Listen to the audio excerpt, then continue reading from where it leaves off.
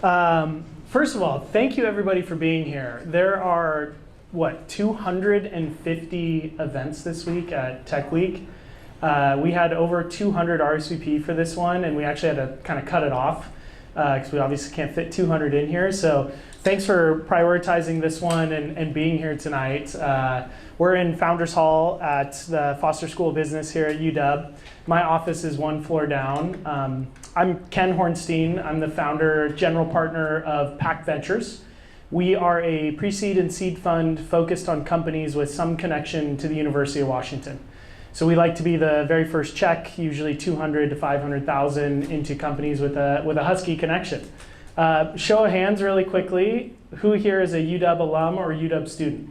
Hell yeah. Oh yeah, that's like 90%. Awesome, go Dogs, exactly. I'm super excited, and I'm going full Statsig Kool-Aid tonight. We are not investors in Statsig. I wish we were. And I'm joined with Tore Hanssen. I'm going to give a brief intro on him, and what we're going to do tonight is I've got a handful of questions about Tore's work experience and his transition to Statsig, coming from Meta for about 5 years and that decision-making process. And then we'll open it up to all of you to ask questions about, actually another poll. Who here is working at big tech? Nice. We have like almost 40% probably are at big tech or previously had been at big tech. And how many here are current founders? Okay, and do we have any investors in the room besides me? All right, there's a couple, so that's all of you founders. Look around, that's who you go talk to afterwards. Wait, have the investors raise their hand again? Yeah, one more time, investors. I love it. Awesome. So I'm very privileged to be here with Tore Hanssen, and for those of you who don't know about Statsig, I don't know how you wouldn't, but just some quick facts about Statsig, and then some information about Tore, and then we'll get into the questions. So Statsig has raised over $150 million. It is valued at over $1 billion. It is number 5 on the GeekWire top 200 companies in the region. They claim customers like OpenAI as one of their biggest customers, and they really are one of the foundational companies for this new AI wave. So if any of you are building with AI tools, you probably should be looking at or talking to Statsig about their products and how to use their products. But more importantly, Tore here is a 2015 grad in computer engineering, yeah? Yes. Go Dogs. Go Dogs. He also worked at Meta for about 5 years, and he was a part of the original 8 folks that created Statsig. And so I think it's really cool. I'm really passionate about this. A lot of you might know that I used to work at Microsoft, and after that I founded an accelerator with the whole purpose of how do we get more Microsofties, Amazonians, Googlers to break their golden handcuffs and go full-time on their startup. And so I'm really excited to chat with you about all the questions you have to consider here as you make that transition and go into a startup. So maybe let's just have you start with a little bit more about you, your background, your role, and just kind of the basics of Tore. Sure. Thanks for that, Ken. So like he said, started at Statsig 4.5 years ago. I can't claim to be a founder. I've had a number of people ask me tonight. I'll call myself a founding engineer or a member of the founding team. And thank goodness I am not the founder of a unicorn company, because I see everything that he has to deal with, and I don't think I could do it, quite honestly. So maybe we'll touch on that more later. But this event is really exciting for me because my first decade of my career is on August 10th. So this is basically marking that. And I spent 5.5 years in big tech and then jumped to a startup. So should be fun to talk about that. Awesome. So let's go back to that moment when you were deciding whether or not to leave Meta and join Statsig. What was kind of going through your mind at that point? Like, what were the things that made you start to consider leaving Meta? And then was there any pivotal moment or pivotal activity that happened that kind of tipped the scales for you? I think I had always known I wanted to go into a startup environment at some point. I don't think I really knew what that would look like, what round that might be at, what phase of the company. I don't think I really pictured that I would be there from day one necessarily. And so I had always kind of had that in the back of my head. And even before I took the job at Facebook, I was shopping around with a few different startups in the Bay Area as well. So I had always had that itch, and I think those of you who are founders probably understand that, or a lot of you in this room probably understand that, or have that same sort of feeling of, I want to do something of my own, or with a small group, or not a large corporation. And it was really just a conversation with VJ that sparked it all. We were having dinner one night in the Facebook office, and he mentioned offhand that he and maybe a few colleagues were going to go do something of their own. And I turned to him and I said, I don't know if you're asking me to be a part of this, but I'm in. Whatever it is, I'm in. I didn't even know what the idea was, what we were going to do. And so that's kind of what started it all for me. So I love this. As an investor, especially at the early stage, probably the most important thing that we look for, 80+% of the decision, are the people. And when I see a founder come in and you see their talent slide or their team slide and you're like, holy crap, any one of those people could be CEO. All of them are incredibly accomplished. There's got to be some magic or secret sauce why they want to work for this person. And so it sounds like VJ was that person for you. I don't know if there's more to expand on that, or, I think a lot of people here go through the process of, hey, if I'm at Microsoft, I know everyone's kind of vetted, and so I feel good working with those people, but let's say you want to leave.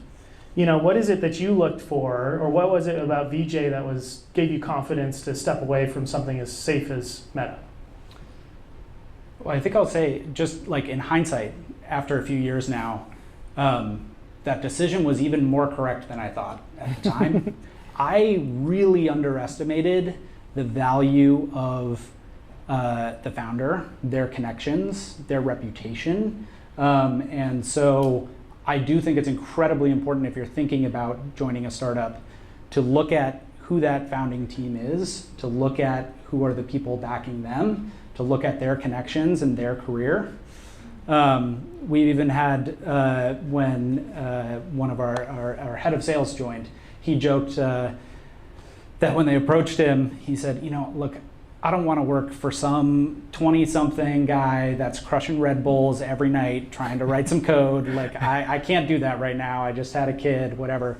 And so, finding it, but maybe that's the right vibe for you. I'm not saying anything against that, right? So finding those people is incredibly important in that early phase. Yeah, super cool. Let's talk a little bit more about your career. So what did you do at Meta, or what were some of the skills and experiences you gained that translated really well to the startup? And then what are the things that weren't applicable or that you didn't realize you were going to have to learn once you got to Statsig? I think I was really fortunate to have really strong managers during my time in big tech. And one of the cool things about Facebook, probably a lot of people know now, is that they have a process called boot camp, where you're hired into the company as a generalist, and then you kind of self-select into whatever teams are hiring at the time. So you get a choice in the process, rather than necessarily talking to a hiring manager specifically for one team. And so I think during that process, I kind of found like-minded people, and I found a manager that I really looked up to and respected, and ended up kind of following him a little bit as well. And he was constantly giving me advice and challenging me on what's next for you? What's on your 5-year plan? And it's kind of crazy to ask a 20-something fresh out of college, what's on your 5-year plan? And I didn't have one at the time, and I didn't have one for a long time. But when you start to think of things that way, if ultimately I do want to land at a startup. Ultimately I do want to go to pre-seed or Series A, really any of the different phases. You'll start to think about, okay, what kind of skills do I need to get there? And so like one of the big ones was, well, at some point you're probably going to be in charge of hiring people, if things are going well. And so I had to get interview trained. It's a great, great company to get interview trained at. And are you going to be managing a team? Ultimately, I've been managing a team for the past 2.5 years. And so trying to find opportunities as a tech lead to lead projects, and then ultimately had times where my manager left the company and I was basically pseudo-managing a team for a long time. And so really just taking advantage of those different opportunities to build those different skills that you're going to need, whatever that next step might be. Yeah, that's super cool. I think, something I hear from this, and we talked about earlier, is you didn't say anything about writing clean code, managing a code base, picking which languages you want to code in. And I think, if you could speak to this idea of when you're at big tech, you're kind of focused on one particular, cog on the wheel. How is that different once you came to a startup? The types of work you do, the things you learn, how did that change? Completely. Yeah, especially, when you start somewhere on day one, it's, can you put a desk together? Can someone make sure that we have water in the refrigerator? Or we used to meet every week for 6 months up until we quit and started Statsig. We would meet once a week just on a Zoom call because it was middle of COVID. And we would mostly talk about which coffee machines we were going to buy. And we ended up with 3 different ones. And the coffee machines also have to scale with the company. When you're up at 150 people, you're not brewing a pot in the morning if you're the first one in. That's just not going to work out. Love that. But yeah, there's just so many different things that you have to handle. I remember giving an intro welcome talk to a PM that we had hired 3 years ago.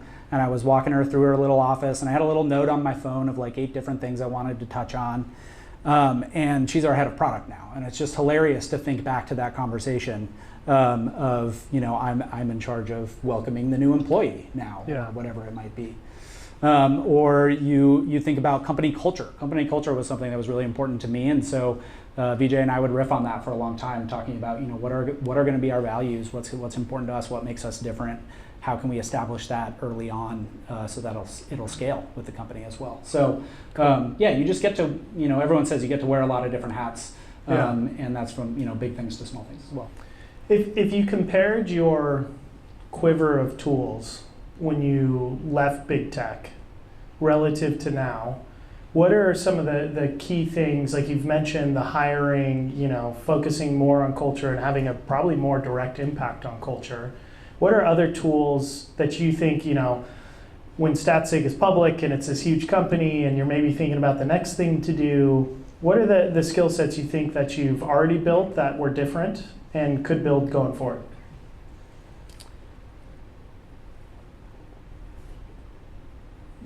I think it gets back to when I was at Facebook, it was all about learning how can I build a small team, lead a small team, things like that. But ultimately, that's probably going to turn into an entire organization, whether or not that ultimately turns into an executive position or something like that. Yeah. And so I think I'm learning a lot now just about the different people skills that are involved with different phases of that growth when you're getting to points of being a manager of managers. And these are all things that you could learn at big tech as well. There's opportunities for that. But I think it has really accelerated my career to get to experience just this rapid growth and just kind of be along for the ride and start to learn some of those different phases of different sites. We just crossed 150 people. I think around 100 was when I just didn't know everybody's name anymore. That's awesome. Yeah, Cool. Yeah. What earlier you talked about this idea of, hey, you could join a startup at different stages. When you were thinking about it before Meta and you were talking to startups, how did you think about the stage of company you wanted to join, where they were from fundraising and progress? How does that just come into the calculus, I guess? I think I didn't really know enough about it at the time, honestly. But I would say now, I'd be curious to hear your perspective as well. Yeah. But I think gosh, knowing what I know now, I don't know if I would start like, pre-seed or right at the very beginning. There's actually a tremendous amount of risk in that phase, and therein lies the potential upside as well, right? And so I think each of those different phases, you can see it just attracts a different type of person and what they're looking for and their risk profile, right? So during your Series A, still super early, maybe even pre-product market fit. And so really fun phase, you get to start to, explore, start talking to your first customers, see what's important to people, see what's working, what's not. And then in your Series B, you're kind of in the midst of that. It's like, okay, we've got something here. We're starting to pour some fuel on the fire. We need to hire more people here. And that's also when, okay, these systems that we built don't really handle that type of scale. And that really continues and accelerates into Series C and that growth phase. And so there's lots of things to learn in each of those different phases. And, I have friends that have, kind of progressively moved from one startup to the next and slowly gotten earlier and earlier each time. And maybe you want to go to that growth stage first, and you want to learn about just that hyper scaling and rebuilding systems that just aren't applicable anymore and things like that, versus like that pre-product market fit. And so finding the phase that's right for you. But maybe from the VC side, you have an interesting. Yeah, I get asked by friends all the time who are considering leaving Microsoft or Amazon and Google and going to a startup. And the way that I usually frame it up is typically around the A or the B is when processes and playbooks start to get much more formalized, and it's about repeatability and doing the same thing, 10 or 15% better, as opposed to we've never done this before at the pre-seed and the seed, and we have to either learn the playbook and adapt it, or in today's AI world, I would actually argue that you have to write an entirely new playbook. And so if you're the type of person who is like, I can deal with a little bit of ambiguity and I can go, maximize that ambiguity to be even more successful, you're probably like B+, If you are, hey, I thrive in chaos and I can, see the order and the disorder and just carve a path forward, you might be able to go seed or pre-seed. It's awesome that you just jumped in like both feet first and pre-seed, and it's obviously worked out. But I think for someone who's measuring the risk of, hey, do I leave these golden handcuffs? Yeah, kind of that B and below is probably where it's going to be really messy, and after B is when you get to a lot more structure and a lot more specificity in your role. Okay, I did warn Tore we were going to do this, and he agreed because he said this is one of the most important things. Well, at Meta right now, apparently you can get paid $1 billion over a couple of years if you're a good AI engineer, which is insane to me. But the big tech companies do pay a lot more than what startups are going to pay. So I think someone's going to ask us if I don't. So how did you think about compensation and equity and benefits and the risk of trading off that security versus joining something new, and share your kind of thought process in that? Yeah, we'll talk about politics and religion afterwards, but money first.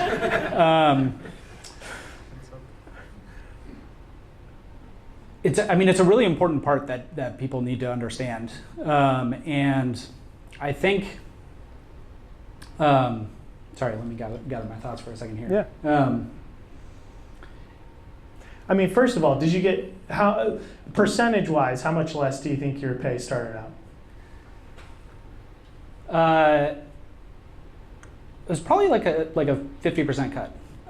But the biggest thing you have to realize there is the higher up you get in big tech, the more of your compensation is based on equity, right? And so 50+% of your compensation is based on equity. So if all of a sudden you have shares that are not publicly tradable, you don't have liquidity there. So in terms of a hit to the salary, it actually wasn't as big, I would say. Yeah. But it's just that all of a sudden you're going to have golden handcuffs of a different brand that you can't necessarily just sell during a vesting period of something like that. I think one of the important things that I learned over time too, though, is we announced with our Series C that we were including a secondary as a part of that. Yeah, awesome. And I didn't know about that when I started, that there would be... Do people, really quick, do people know what secondaries are? Just like a show of hands. Okay, maybe explain what secondaries are. So if there are investors that want to invest in a company, there's a few different ways for them to acquire them, probably more than I'm going to say right now. I'll just boil it down to two. You can issue new shares, so that's raising a funding round. There's some dilution that comes along with that if you're thinking in terms of percentages. So you issue new shares for that investor to buy at a certain price and valuation, or you can buy the existing shares. Who has the existing shares? Other investors and employees. And so a secondary provides liquidity for employees of a startup. And typically these are very limited opportunities. You absolutely cannot guarantee them or bank on them happening. But it is an important part of your compensation as well. And so when I started, I didn't know that there would be an opportunity beyond acquisition or IPO. I thought that those were kind of the two routes. And so it's nice that, okay, there are kind of checkpoints along the way where if you're taking a big hit because you've lost the whole equity portion of your compensation, there is an opportunity for you to participate in a secondary or something like that along the way. Yeah, I think that's a perfect thing.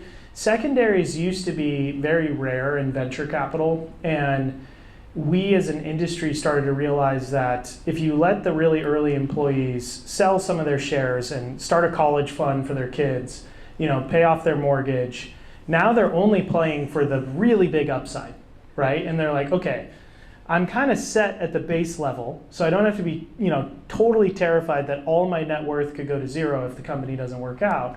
And so it has become, B's pretty early, but it's become much more popular and regular at the Series C and the D, where someone, maybe you own $10 million in equity and you're able to sell 500,000 of it, right? And you can set up a pretty good savings account and then continue to be focused on turning that 10 million in equity into 100 million in equity or whatever it could be. So when you got hired, I'm curious if at the pre-seed level, did you guys have an open conversation about here's how much shares you're getting and what we think this could be worth?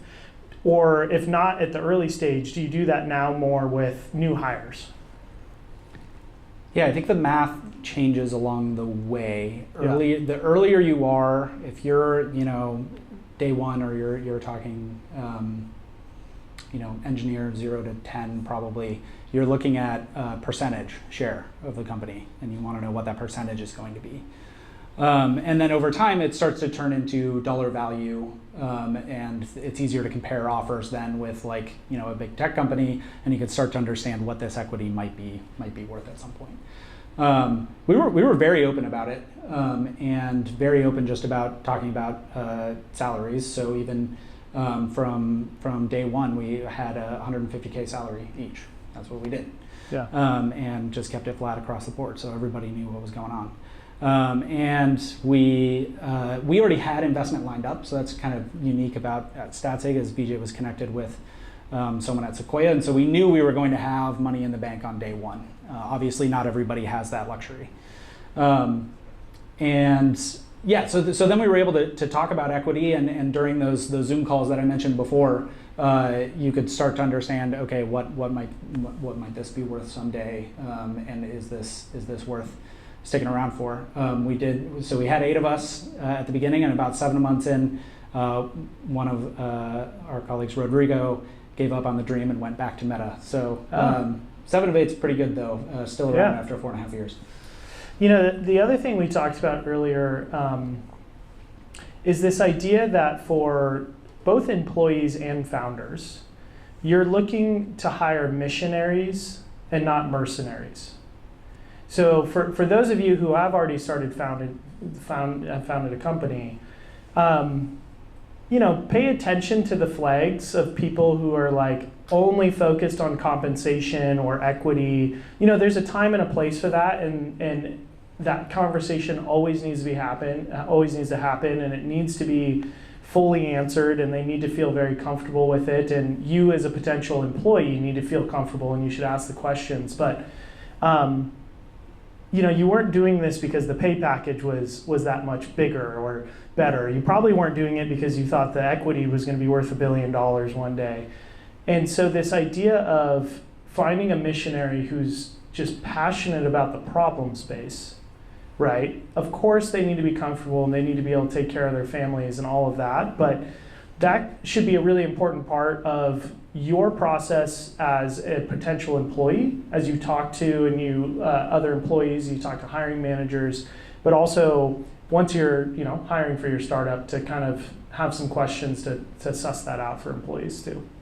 Yeah, that's so true, and has been so true in our experience. I think a lot of times, just during the interview process, we try to be very explicit about, like, if you're interviewing with other big tech companies, like, yes, there is a large portion of your compensation that is not going to be liquid.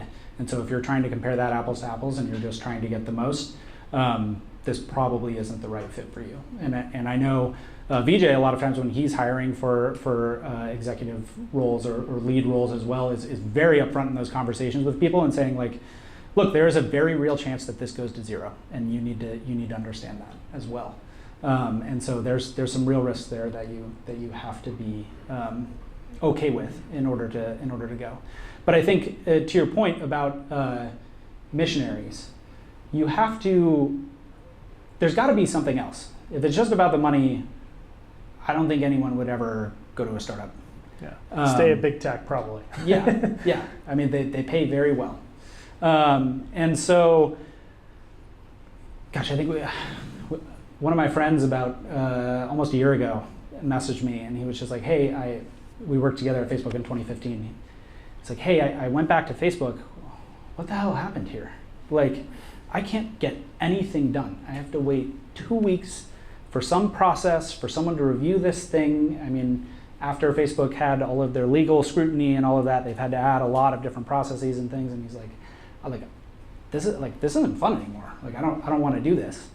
And he was like, what's it like over there? And I said, this is like Facebook 10 years ago. Come on over. And he joined, and he's been happy ever since. So yeah, there has to be some sort of itch, and you're gonna have a lot more freedom, a lot more opportunity, and those things have to be attractive to you as well.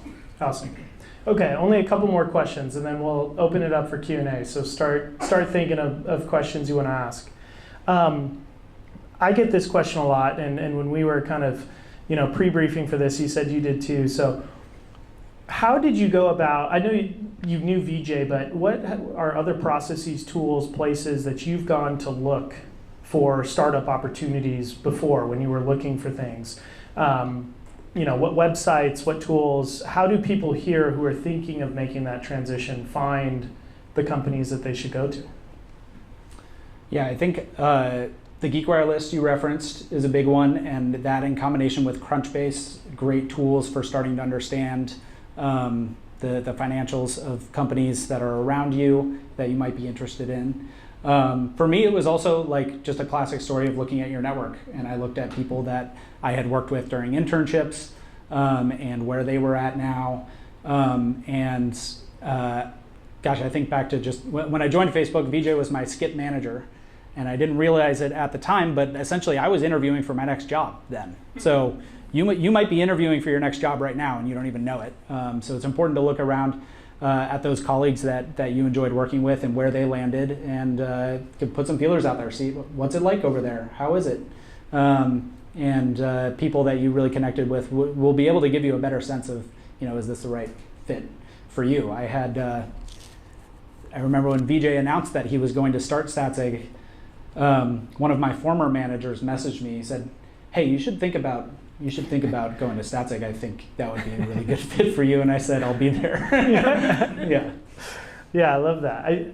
I think the other part of this too is, and it's something I love about the Pacific Northwest ecosystem, is if you're a Husky, I can almost guarantee you if you email or LinkedIn any other Husky at a company and you start with, hey, I'm a fellow UW alum from this year, I studied this, you can use that network to say, how's it going over there? Could we go get a coffee and have an off-the-record discussion about what you love and what you hate?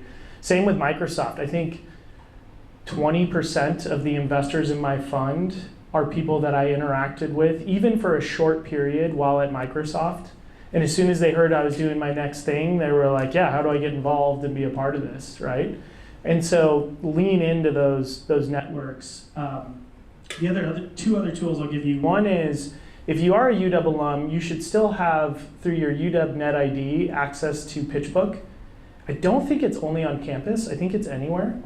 And so I tell my friends, go look up companies, if you want to stay in Seattle, that have fundraised in the last 3 to 6 months, so that you know you have probably another 18 to 24 months before they're out of money. So you can get in there, you can make real impact, you can build things. And so even if it doesn't work out, you've still got the skill sets. And then the other place to look is almost every major VC fund has a list of all of the jobs available for their entire portfolio on their website. So, go to Sequoia, go to Andreessen, go to Madrona. We don't have ours up right now, but we will soon. And you'll just see, okay, here's everyone we just gave money to and all of the positions they need to hire for. And so you get a little bit of that like brand validation that way. Okay, final two. I'll ask them both, so you can take them whatever order you want. So in retrospect, what was riskier, staying or leaving? And then the last one is any just final words that you would tell a UW alum who's thinking of making this transition. Okay, what was riskier, staying or leaving? Jumping to a startup was definitely riskier financially, but I think I risked my sanity if I stayed. Yeah. Right, so there's got to be that other thing when you're starting to get fed up with some of those things that you don't like, those processes, or things that you're not able to change. And so I don't think I could have stayed at Facebook for another 4.5 years. I love that. Yeah. And then to your next question, if you're thinking about doing it, you've got time. You've got to find the right opportunity. I almost joined a startup right out of college. I didn't do it for 5.5 years later. And I'm so happy with the group of people that I've chosen to do that with and the opportunity that I did choose to take. And so if you have that itch, keep an eye out for those opportunities and those conversations, and see what former colleagues are up to, and maybe even start to think about what might be that right phase of the company to join at, and what your risk profile is, or when might be the right point in your life to join too. I mean, I was young and single when we started, and VJ waited until his kids were over 8 years old or something like that, because he wanted to have time for them when they were a little bit younger. So you got to line this up with your life as well. And so something will come along. It might not be right away. So you just got to be patient and look out. Love that. Okay, so I'm going to hand off the mic to Morgan. She's going to run it around the room. Raise a hand if you've got a question. And yeah, well, do we have 10 minutes, 15 minutes? I don't know. We got 15 minutes. 15 minutes. Okay, so we can do a number of them. Okay. I'll go here first. Can you talk a little bit about Statsig? What does it do? How can startups utilize the platform or the app? Probably important. I probably should have started with that. Yeah. Obviously, I'm not media trained. So Statsig is a feature management and experimentation and analytics platform. And so basically, the germ of the idea was, hey, Facebook has all of these great internal tools for developing products that make it really easy to launch a new product in one place and start to measure the success of that and understand its impact on the rest of your ecosystem or your products. And we started to look out in the industry and just didn't see a lot out there that was doing it to the degree that Facebook was. There were elements of it. There were people doing it just for analytics as a service. There were people doing it for feature management as a service, or just experimentation. And we had this vision of tying all of those together and making it super easy to build products that way. This has proven to be a pretty good model over time, I think. Pretty good success rate with people taking internal products or internal services at companies and spinning them out as a service for others to use. And one of the things that's really interesting is, obviously we're in a big AI wave now, right? Everybody wants to talk about AI. When we started Statsig, it was a big NFT wave. And I remember one of our early customers was OpenSea. And Monkey or kitties? yeah, and so it was kind of where is this thing going to go, right? But what we've realized over time is super valuable is that these tools are beneficial to people building products, whether it's NFTs or AI or mobile applications or you name it. Cool. Go Dogs. Go Dogs. You said you showed up at the very beginning, so you were pre-seed or seed at Statsig? So I also mentioned that we had funding lined So you up, guys basically. So it was actually our Series A, You were like technically, Series A out of the gate. on day one. Yeah, That's which fun. is very unique. Yeah, okay. That's why you said maybe Series A is where you find product market fit, because I think I was going to ask, really? Yeah.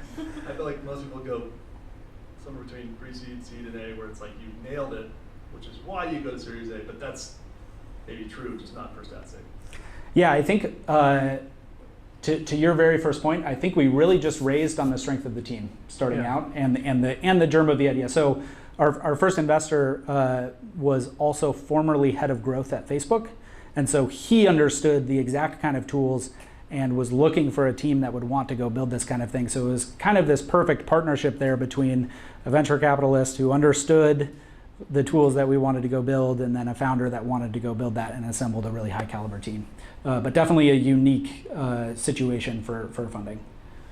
Yeah, I mean, the question really was going to be, how did you all detect internally as a team when you were reaching a level of momentum with revenue, product, to see that transition? So in your case, the Series B coming where it's like, okay, we can all tell we've reached this level, whatever, X, Y, and Z, and then the funding is going to follow that. I mean, it sounds like you guys have kind of a red carpet funding story, but still.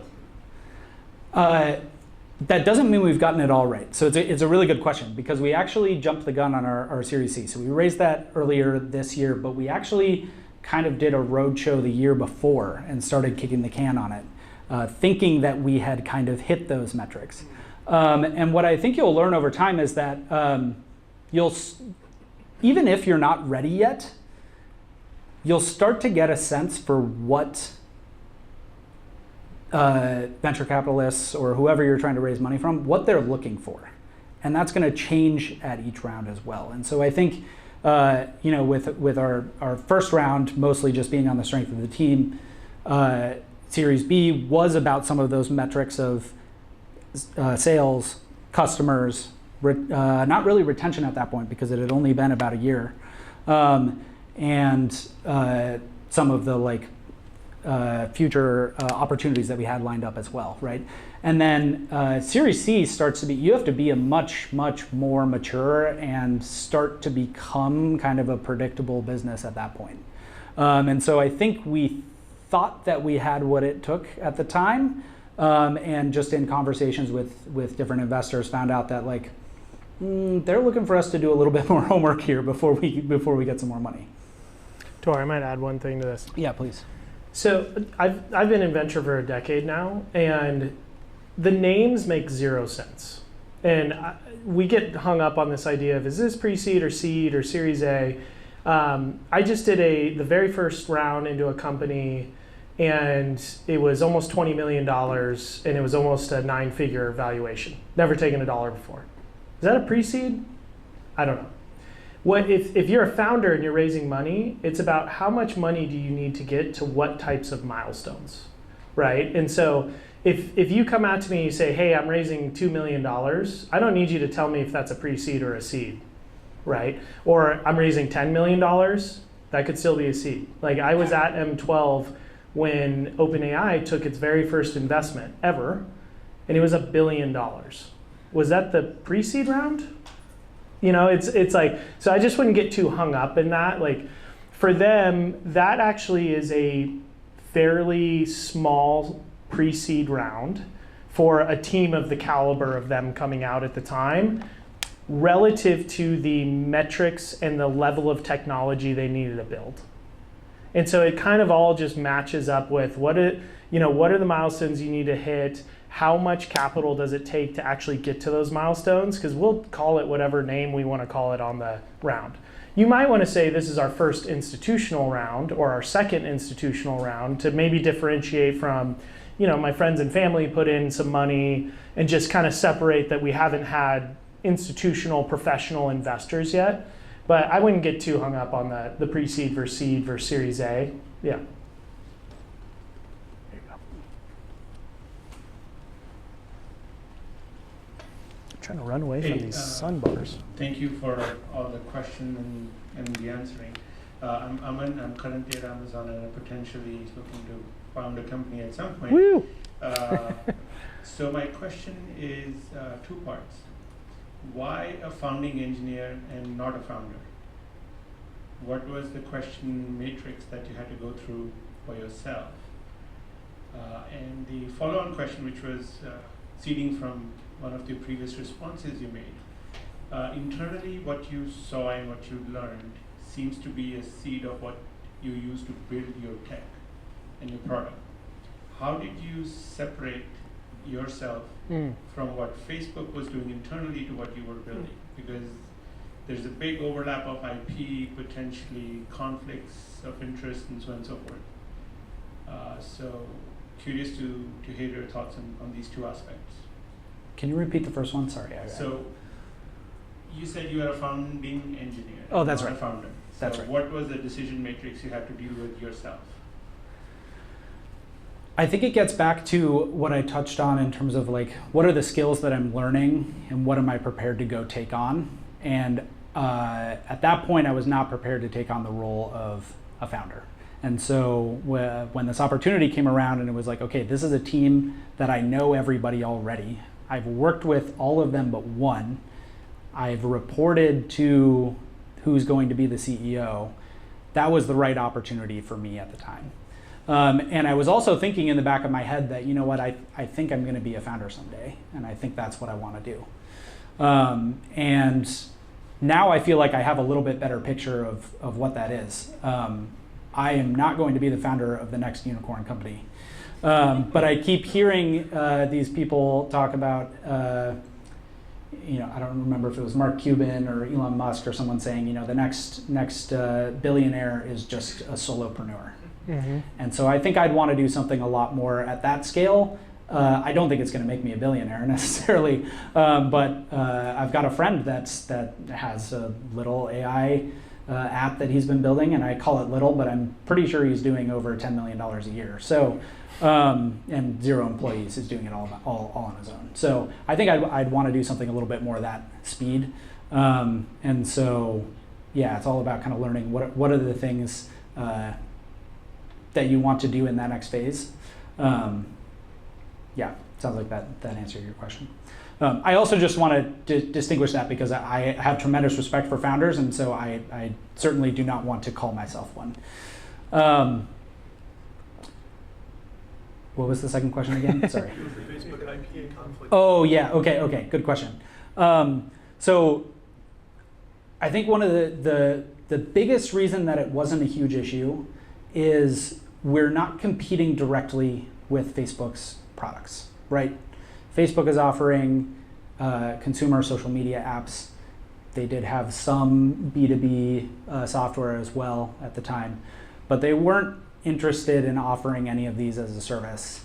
It might get a little more complicated with someone like Amazon, who does actually spin a lot of these out as services. So the fact that we weren't competing directly with them is the number one thing. Number two, we were incredibly careful.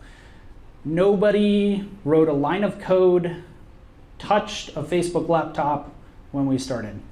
We quit our jobs, we bought brand new laptops, we started writing code. So we literally started from scratch.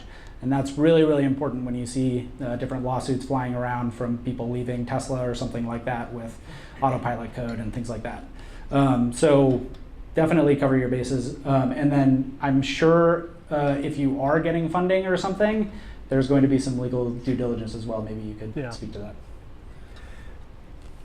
I'm not an attorney, so you should eventually talk to an attorney about these things. But a couple good just basic rules here is don't do anything on your startup on company property, that's physical property, like in the cafe or on campus or on the Wi-Fi or anything. Don't do anything on their hardware, right? Again, full separate laptop, do it on your own time. Last I'd heard, Amazon actually wasn't super friendly to disclosures, but Microsoft is and Google is. And that could have changed. I haven't really paid attention to this, but Google is actually very open. As long as you just disclose what you're doing and your manager sees it and there's a very specified structure, you could even be doing something that Google is doing, but you're just targeting a different customer segment or something like that, and you can still get permission to do it. So, there's pretty much every startup attorney in town, Wilson Sonsini, Cooley, Cooey, all of them will give you 30 minutes to just talk about this stuff for absolutely free, because that's not how they make their money. They want to do your eventual IPO, and so if they can help you get there, they'll do anything they can. But yeah, I think what you said of it's church and state. They've got to be, well, maybe not church and state today, but the founding of America, church and state, keep them as separate as possible. Sorry, I had to do it. There you go. They're mostly for you. Thank you. Changing gears just slightly, I kind of want to know your thoughts on what are the biggest concerns that you have about hiring people into a startup or a small company from big tech, and then what are also some of the upsides that you have from that? So people that have primarily worked at big tech for their whole career, given how different the environment is. Yeah, that's a really good question. Yeah. I think, especially starting out, one of the things we were kind of conscious of and a little worried about was, hey, we've got 8 of us who have all worked at Facebook together, and we're kind of creating like a monoculture here. This doesn't seem like it's going to be good. And eventually we did add some non-Facebookers. And we thought that was maybe a negative at first. But in hindsight, it was actually, especially when you're starting from scratch, it was so valuable for all of us to speak the exact same language. We knew exactly what we had to go build, and we all knew how to talk about it with each other, because we had all just kind of picked that up from our time together, right?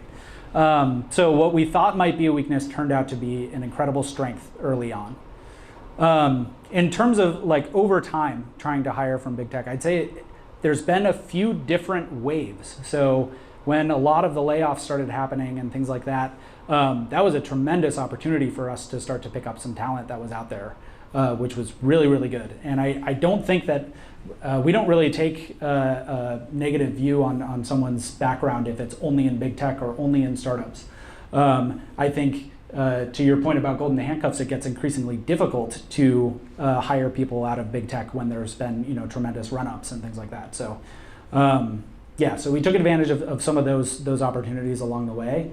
And then I also think that it's so valuable to add people with that startup expertise who have been through some of those same challenges before, and different scaling challenges, and know what that feels like, know those growing pains. And so I really think both of those are valuable to a company, and I don't think they'll turn you away for only having one or the other. So I can talk about it from a founder perspective, because we look at a lot of ex-big tech founders, and usually we ask a lot of questions around, are you a tactician or a strategist, right? There's a certain level you get to at Microsoft, Amazon, Google, where you don't actually launch the go-to-market campaign. You talk about what it's going to do, and someone else goes and executes it. And that can actually be true with code or product. You don't actually write the lines of code. You tell the dev team in India to go write it. And we have a company right now that's trying to hire ML engineers, and they're very specific, we do not want engineering managers. I need someone who has been writing a lot of code in the last 2 weeks. And so I think that's one big thing, is we got to figure out, are you an actual doer or are you a director? And then the second thing is, and Tore talked a lot about this idea of you don't have one job. you're going to have 8 other things you do in the first year that were nowhere in that job description. And so are you the type of person who's dynamic and flexible enough to adapt with that, right? So as VCs, we ask questions where I love playing devil's advocate, and I might fully agree with a founder, and I'll take the other side. I'm not going to tell them this. I'll take the other side as hard as I can and try to, push back on their assumptions and their approach and all of these things, even though they have the right idea, just to see how they react to it. And if they say, no, you're wrong, that's a bad sign. If they say, no, you're wrong, and here's the data of why you're wrong, that's a good sign. If they say, I don't know, here's how I'm going to go test it, that's an even better sign. And so I don't know if this is true of your guys' culture, but I think a lot of founders are looking in early employees as they hire for that dynamism of your thought process. And you can get a little bit rigid at big tech because your focus was like one very small sliver of one very large department of one very small team. And so just be ready to be able to show that you can flex a bunch of different muscles. We have time for one more. Please hold. Great hustle. Hi. So you've been there from the very beginning, and it seems like VJ had a really good network to get things started. You started writing code. Would love to hear a little bit more about your early customer acquisition story. As a founding engineer, were you part of some of the customer calls? How did VJ get his customers with his network? Would love to kind of hear the early days stories on that. I remember the first customer call I took, yes, to the point of many hats, right?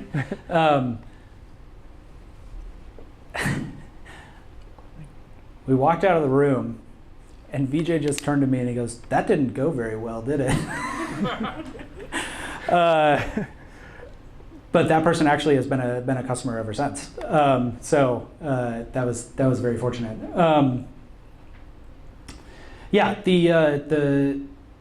In hindsight, this will sound very obvious to everyone here, probably, but it was not obvious to us at the time. We were trying to find what's going to be that first group of users, what's going to be that first group of companies that'll be interested in giving us a shot. And we had talked to a number of different people with not a lot of success. And then we ultimately found our niche, and that was ex-Facebookers, which should have been so obvious that, hey, we're building these tools that people used at Facebook. They're super familiar with how they work. The way that we built them was so similar to how they worked at Facebook that that's going to be your user group. And fortunately for a company that large, that's actually a decent number of companies out there that have people that have spent some time there and are familiar with those tools and miss them. And to this day, we run ad campaigns targeting people who have left big tech companies, trying to target Statsig towards, hey, do you miss Gatekeeper? Do you miss Deltoid? Or if you're going from Airbnb or something, I don't remember what their system is, but I think we have ads running against that too. So we've kind of found like, oh, okay, we can speak the language that these people used to speak, and they might be looking for that thing now. And so that was kind of the first group of people that we started to have some success with. And we've been able to expand beyond that, obviously, since then. But so yeah, really important to try to find who are those people that are going to pick this up and start to understand what you're talking about. Okay, I do have one final question here, because you have a lot of people in the room who are thinking of making this leap. So at Statsig, like, what are you guys hiring for? Like, what groups? What types of things? Well, there you go. So now at least, come talk to Tore and the rest of the team here from Statsig about, what they're trying to build out. I do think for most of my friends at big tech, my recommendation is typically go find a Series C or D company and kind of, sharpen your teeth for 2 or 4 years there. And then you can make the big leap into a super early stage company. Because you guys have a lot of runway, you have a lot of customers, there's enough meat on the bone that you can learn a lot of skills, but still have a huge impact. Any final words from you? It's really fun. Go do it. Go do it if you have the opportunity. It is a total roller coaster. There are high highs, there are very low lows, and it is so fun. Awesome. Tor, thank you so much. And I'll end it with go dogs and thanks. Go Dogs.